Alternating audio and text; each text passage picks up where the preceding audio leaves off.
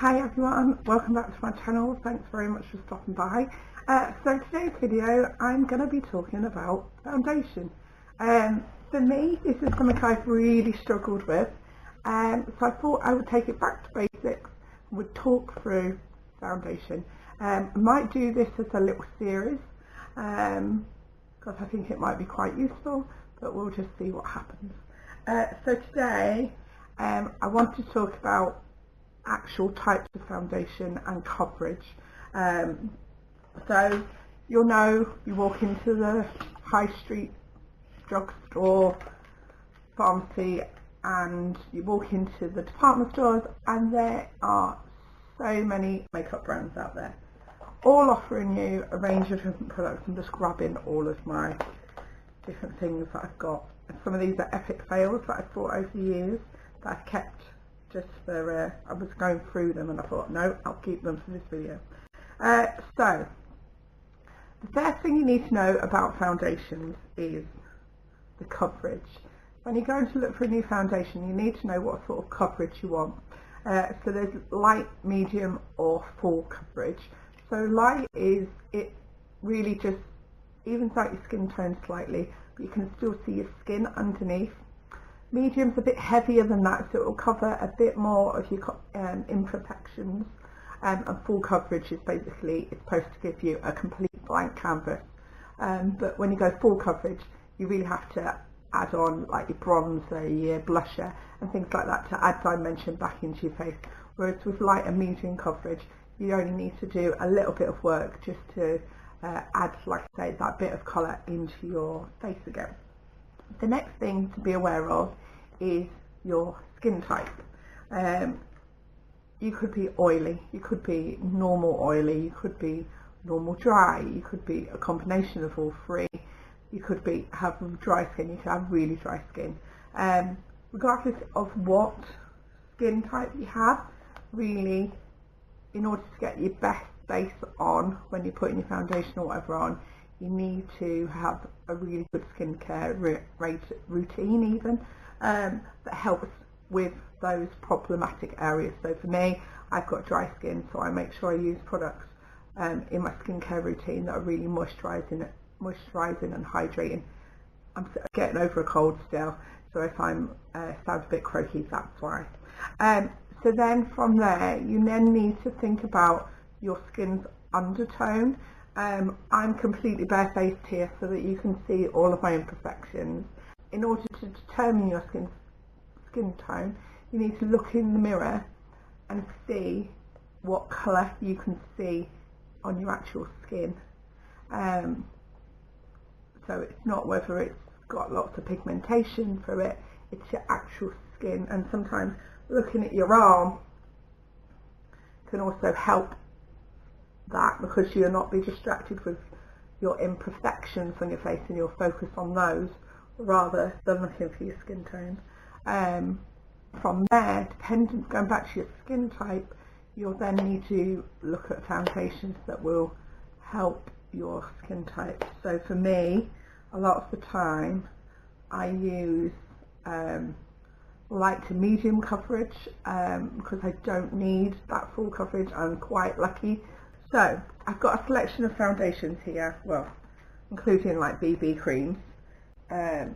So for me, on a day-to-day basis, I use a BB cream or CC cream because they normally give me enough coverage. They just help even out the skin tones ever so slightly. I put a bit of bronzer, a bit of mascara, and that's it. I'm out the door. If you're interested in anything like that, I would, if you've got a bit more money, go to a department store, get a foundation or a BB cream, test it out on your skin, but don't buy it there and then. Go out in the natural light, see how it looks, leave it on your skin, make sure it's not going to irritate your skin. Because although I use products that I know are good for sensitive skin, because I suffer a lot with irritants on my skin and it can make it really itchy and sore, so I always I'll go quite early in the morning, so like if I'm just going shopping, that's the first thing I'll do, is I'll go and get them to put something on my face so I can walk around the shop, so I can go out in the natural light, see how it looks, see how it sits on my skin, and see how it feels, because although it might look great when it first goes on, if it then sinks into your fine lines or your after lines, you might not like it as much, so it's always best to try it. So there's, like I say, your BB cream, CC creams. This one's great from Bare Minerals. You can also make this fuller coverage by using their original mineral foundation over the top, which is a really good idea. So if you wanted a little bit more coverage, you can use the hydrating gel and then you can build it up. This one's from the Body Shop. It's their all-in-one BB cream. It says colour adapting tinted cream. This one's good, but I find that it oxidizes a bit, and that's the other thing you need to be aware of with foundations, is they can oxidize. So although they look great to start with, once they've sat on the skin for a little while, they can get a lot darker and you then can look like you were a bit of an Oompa Loompa. So they're two BB creams. Then you move on to liquid creams, like liquid foundations. So I've got a range here of different brands. So I've got the Natural Collection, which is Boots' own brand. This is very light coverage, not as much coverage as I thought, and I have to darken that slightly. The colour I got porcelain, and that's probably a little bit too light. But again, it says medium coverage, but you can build it up. But I find the colour's not quite right on that, so I have to darken that up a bit, and I'll show you how I do that in a minute. I've then got my number 7 Instant Radiance Foundations. Now, like I say, I've got quite dry skin, so I like to go for a dewy look. So if I can find a foundation that does that without being cakey, I love it. Sometimes I have to use like a radiance primer underneath to get that bit of glow through. So again, with this one, it's okay in the winter, but I darken it up in the summer when I've got the touch of a tan. And again, I'll show you how I do that. And then I've got this one from Bare Minerals, their Bare Pro. Now, this is a really nice medium to full coverage if you build it up, but if I'm honest, this just doesn't sit very nicely on my skin. It clings to all my dry bits, and for some reason, like my hairs around here, it just seems to emphasize them, and that's something I cannot stand with a foundation. Even if I make sure I brush it downwards so my hairs are sitting flat, I find it just emphasizes them. So I tend to only use this if I'm filming or if I'm going on a night out. Then you move into other products. So you've got like cream foundations. This one is from Avon. It's their Ideal Flawless Invisible Coverage Cream to Powder. So it goes on like a cream, and then when it dries like a powder. This is okay. Again, it's not for me. I prefer a liquid foundation so I can use as much or as little as I want. And then you've got things like powder foundations. This one is like years old. I don't even use this now. So you've got powder foundations that you just put on your sponge or whatever, and you just dab over your face, and you can build up your coverage depending on what you want. Now, like I say, some of these are epic fails.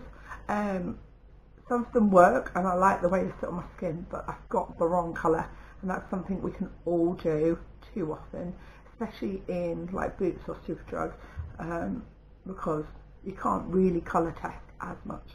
So I would always say invest in some darkening drops. These are the Body Shop ones. These are the shade adjusting drops, and I tend to use that. Again, this Bare Minerals one looked great in the shop on my skin tone, but actually I should have gone a shade darker. So I just used these two together. I put 2 pumps of that to 1 drop of that, and that just gives me the right colour that I feel happy with. When you are testing a foundation, let me get a pump of this out, whether you are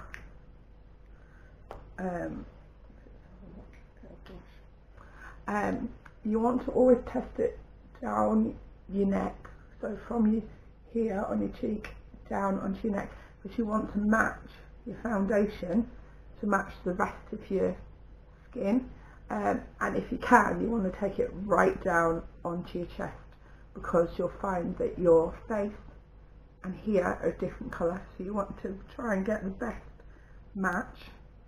You want to do it from here down, and you want to just blend it in so you can see how it's going to sit on your skin. I can't see what I'm doing, I haven't bought a mirror. And like I say, if you can take it down, do that. And then depending on personal preference, you may want to match it exactly to your skin, which can be really hard. But for me personally, I like to just go one shade darker, like a 0.5 darker, just so it adds a bit of warmth to my face.